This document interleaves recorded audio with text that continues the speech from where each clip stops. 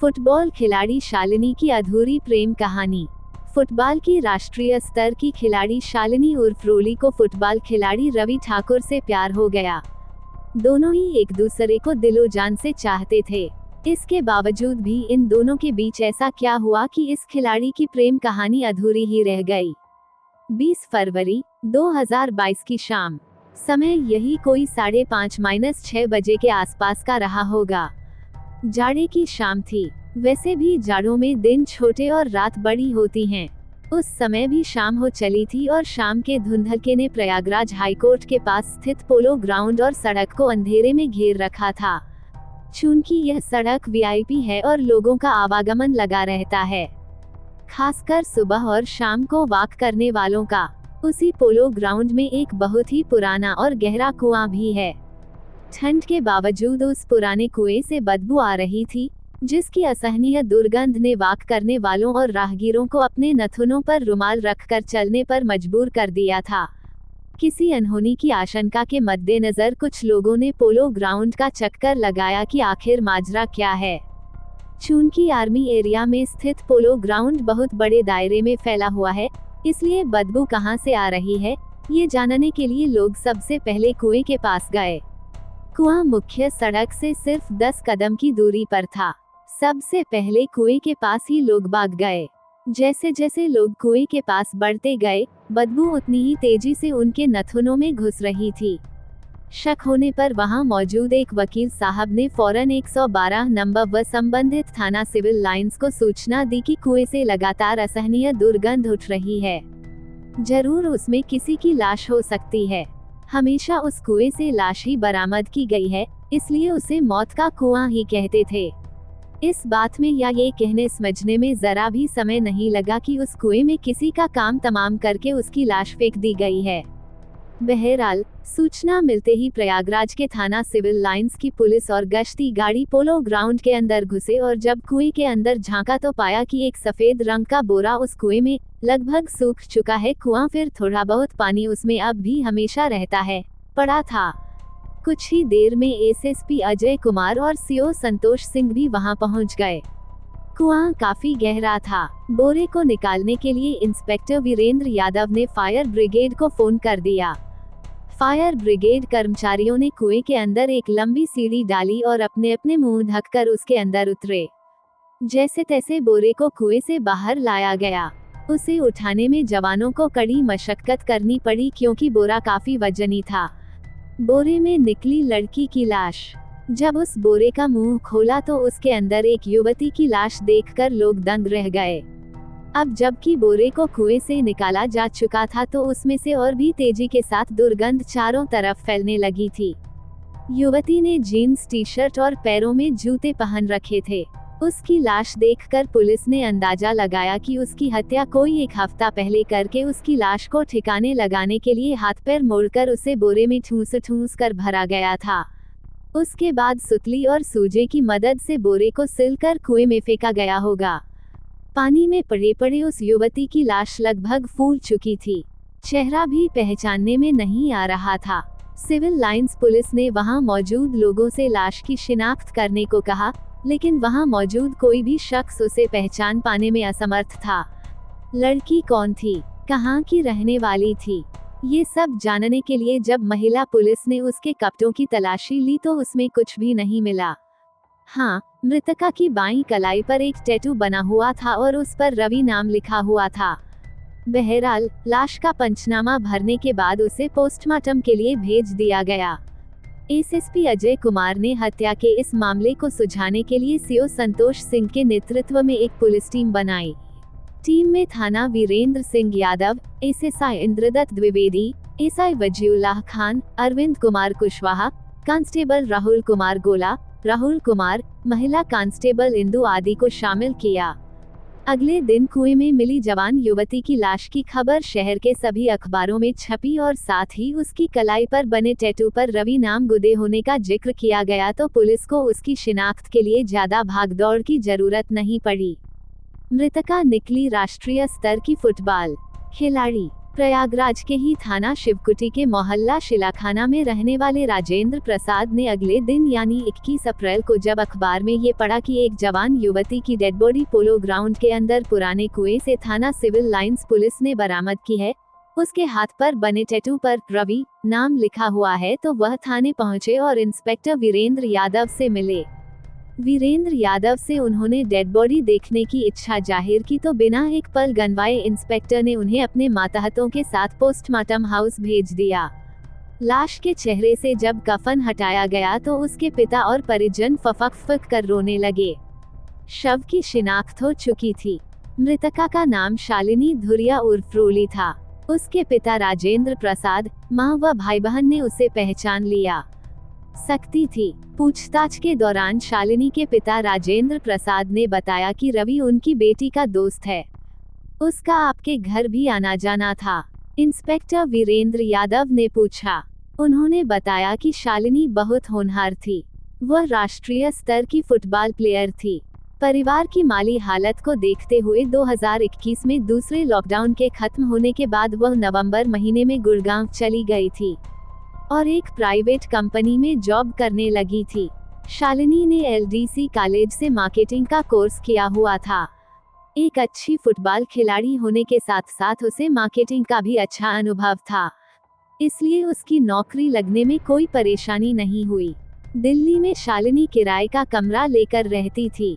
फरवरी में उसकी मकान मालकिन ने हमारे घर फोन कर जब पूछा कि शालिनी प्रयागराज पहुंची कि नहीं तो हम सन्न रह गए, क्योंकि मकान मालकिन ने बताया कि शालिनी 13 फरवरी 2022 को ही प्रयागराज के लिए रवाना हो गई थी।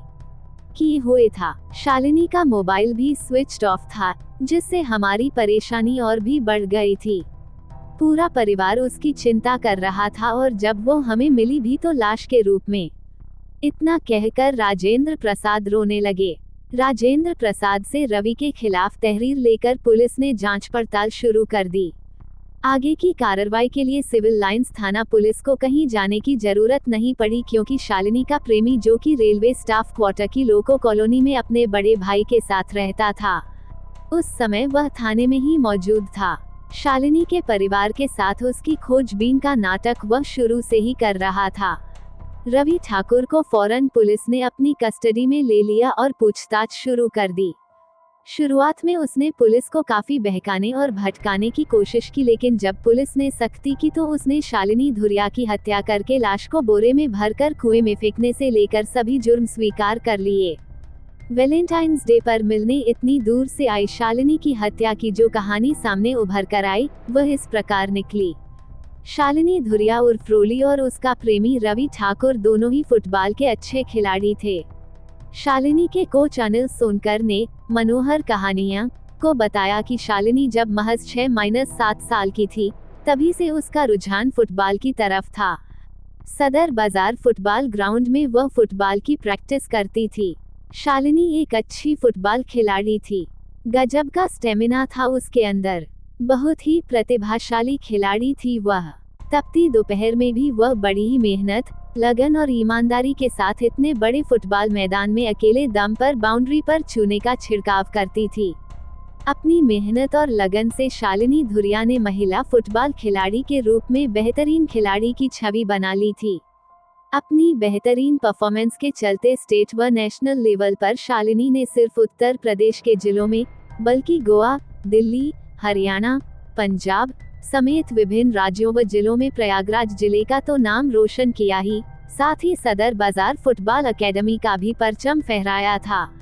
शालिनी ने खेल के साथ साथ अपनी पढ़ाई लिखाई भी जारी रखी थी और गंगापा इलाके से बीए की पढ़ाई पूरी करने के बाद pearls private limited company, Gurugram में नवंबर 2021 से जॉब करने लगी थी। खेल के दौरान ही शालिनी को रवि ठाकुर नाम के फुटबॉल खिलाड़ी से प्यार हो गया था।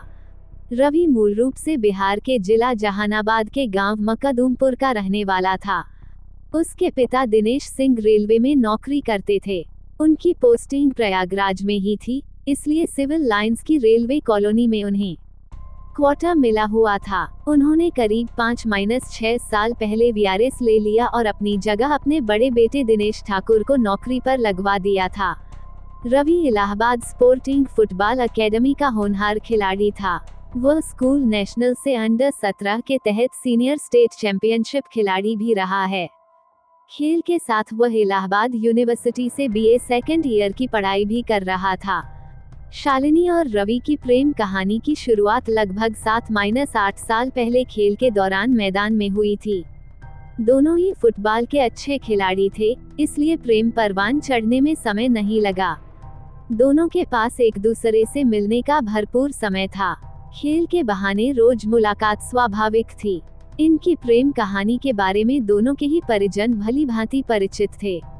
शालिनी तो रवि के प्यार में ऐसी दीवानी हो गई थी कि उसने अपने हाथ पर प्रेमी रवि का नाम तक गुदवा लिया था। इस तरह इनका प्यार परवान चढ़ता गया। रवि पुलिस को बताते बताते अतीत के झरोखे में चला गया। उसने बताया कि अभी हफ्ता भर पहले की ही बात है। उसने मुझे फोन करके कहा कि वो मुझसे वैलेंटाइंस डे पर मिलने प्रयागराज आ रही है। मैंने उससे चहकते हुए पूछा, सच बताओ रोली? शालिनी को रवि प्यार से रोली कहता था, मजाक मत करो। क्या सच में तुम मुझसे मिलने वैलेंटाइंस डे पर प्रयागराज आओगी? इतने दिनों बाद तुमने फोन किया है, मुझे यकीन ही नहीं हो रहा है कि मेरी तुमसे बात हो रही है। अरे बुद्धू, मैं तुम्हारी रोली ही हूँ और तुम ही से बात कर रही हूँ। तुम किसी भूत या चुड़ैल से बात नहीं कर रहे हो। यकीन नहीं आ रहा तो अपने कान में कसकर चिकोटी काटकर देखो, पता चल जाएगा। इतना कहकर शालिनी बात करते करते हंसने लगी। हाँ, चलो, यकीन हो गया। अच्छा, अब ये बताओ कि गुड़गांव से तुम आ कब रही हो? रवि ने उत्सुकता से पूछा। सुनो, मैं 14 फरवरी को प्रयागराज पहुंच जाऊंगी। उस दिन हम दोनों खूब मौज मस्ती और सैर सपाटा करेंगे। उसके बाद मैं वापस दिल्ली चली जाऊंगी। शालिनी ने कहा। क्यों, क्या तुम अपने घर नहीं जाओगी? अरे नहीं बाबा, और यह बात तुम मेरे घर पर पापा या दीदी किसी से भी नहीं बताना, क्योंकि मैंने पापा से पहले ही कह रखा है कि मैं होली पर घर आऊंगी।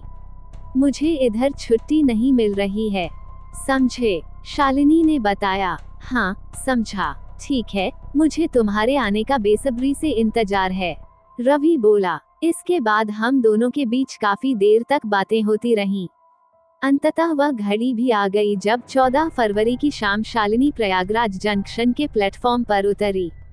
उसके आने से पहले ही रवि ने 10,000 रुपए का मोबाइल बतौर सरप्राइज गिफ्ट खरीद रखा था। वह शालिनी को वैलेंटाइंस डे पर मोबाइल उपहार में देना चाहता था ताकि उसकी प्रेमिका का प्यार और ज्यादा बढ़े। 14 फरवरी को तय समय पर शालिनी का प्रेमी रवि ठाकुर स्टेशन पहुंचा। उसे बाइक पर बिठाया और सीधे रेलवे स्टाफ की लोको कॉलोनी स्थित अपने आवास पर ले आया। यहाँ गौरतलब है कि शालिनी धुरिया को 13 फरवरी को ही प्रयागराज आना था, लेकिन ट्रेन मिस हो जाने के कारण वह 14 फरवरी को वहां पहुंची थी। क्या शालिनी के और भी बॉयफ्रेंड थे? बहरहाल, जब रवि उसे लेकर अपने कमरे पर पहुंचा तो उस समय उसके घर वाले टीवी देख रहे थे। शालिनी फ्रेश होने चली गई। जब वो फ्रेश हो रही थी तो रवि ने शक के आधार पर उसका मोबाइल चेक किया। उसे शक था कि उसकी प्रेमिका दिल्ली जाकर बदल गई है। उसके कई लोगों के साथ संबंध बन गए होंगे। मोबाइल की गैलरी में फोटो में शालिनी कई लड़कों के साथ स्टाइल में दिखी। फिर क्या था, रवि को उस पर गहरा शक हो गया। शालिनी जब बाथरूम से निकली तो रवि ने उससे पूछा, रोली, तू दिल्ली जाकर बहुत बदल गई है। बेवफा है तू, अब तू पहले वाली रोली नहीं रही। जुबान संभाल कर बात करो रवि, अगर मैं तुमसे सच्चा प्यार न करती तो इतनी दूर तुमसे मिलने नहीं आती। अपनी औकात में रहकर बात करो।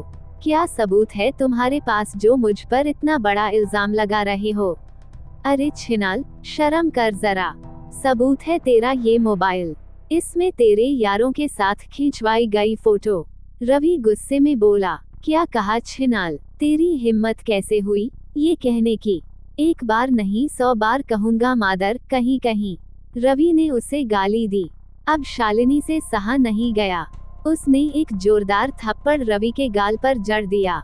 रवि तिलमिला उठा। गुस्से में गाली देते हुए बोला, तेरी माँ की साली, तेरी इतनी हिम्मत कि मुझे थप्पड़ मारा। शालिनी भी आपे से बाहर थी, और नहीं तो क्या तेरी पूजा करूं? तूने मुझे समझ क्या रखा है अपनी रखेल? साले, अपने भाई के टुकड़ों पर पलने वाला मुझ पर इल्जाम लगाता है। मैं इतनी बड़ी कंपनी में काम कर रही हूँ। मेरा सभी के साथ उठना बैठना, खाना पीना, घूमना फिरना है, तो सब क्या मेरे यार हो गए? मैं पागल हूँ जो इतनी दूर तुझसे मिलने यहाँ आई। पता नहीं किस किस को बयाना दे रखा होगा तूने। कौन जाने क्या खेल खेल रही है मेरे साथ फुटबॉल की तरह। रवि का इतना कहना था कि शालिनी ने फिर उसे झन्नाटेदार तमाचा जड़ दिया। फिर क्या था, दोनों के बीच ठेठ इलाहाबादी बोली में गाली-गलौज और मारपीट होने लगी। मादर, बहुत हाथ उठने लगे हैं तेरे। तू ऐसे नहीं मानेगी, कहकर रवि ने जोर से शालिनी की गर्दन पकड़ ली। शालिनी गर्दन छुड़ाने के लिए तड़पने लगी, लेकिन अब रवि के ऊपर शैतान सवार हो चुका था। थोड़ी देर में शालिनी के प्राण पखेरु उड़ चुके थे। गला घोटे जाने से उसकी जीभ और आंखें दोनों बाहर आ गई थीं। रवि ठाकुर को जब होश आया तब तक काफी देर हो चुकी थी। अब उसे लाश ठिकाने लगानी थी। उसने अकेले ही शालिनी के शव को बोरे में भरा, सूजे और सुतली से बोरे का मुंह सिला और अकेले ही रात के 9 बजे उसकी डेड बॉडी बाइक पर रखकर पोलो ग्राउंड वाले पुराने कुएं में फेंकाया। सब कुछ अकेले ही कर डाला उसने और किसी को पता तक नहीं चला। सेना की गश्ती गाड़ी, QRT और हाईकोर्ट पर हमेशा चेकिंग में लगे रहने वाले पुलिस के जवान सभी नदारद रहे उस समय। न शालिनी की लड़ाई झगड़े के दौरान किसी ने चीखें सुनी, जबकि पीछे वाले कमरे में रवि के घर वाले मौजूद थे। उन्हें भी इसकी जरा भी भनक नहीं लगी। सवाल बहुत हैं मगर कोई फायदा नहीं। इंस्पेक्टर वीरेंद्र कुमार यादव ने रवि की निशानदेही पर हत्या में प्रयुक्त मोबाइल और आला कत्ल बरामद कर न्यायालय में पेश कर जेल भेज दिया।